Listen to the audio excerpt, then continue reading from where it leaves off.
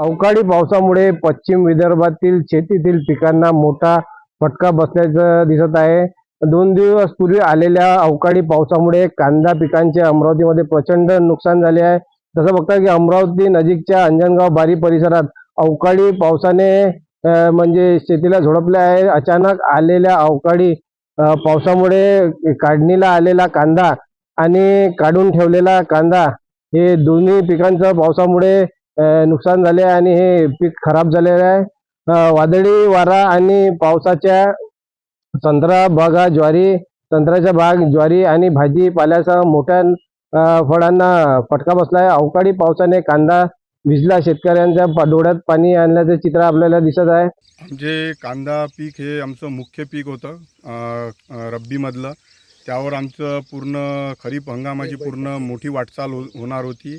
कांदा पीक आता तुम्ही लाईव्हमध्ये बघू शकता का पाण्यानं थैमान घातल्यामुळं पूर्ण कांदा आमचा सडून गेलेला आहे.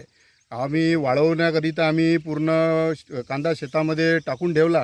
टाकल्यानंतर याच्यावर 4 ते 5 दिवसाच्या अंतरानं 8 दिवसापासून पूर्ण ढगाळ वातावरण आणि पाण्यानं पूर्ण कांदा खराब झाल्यामुळं हे आम्हाला नुकसान खूप मोठ्या प्रमाणावर नुकसान सोसावं लागते.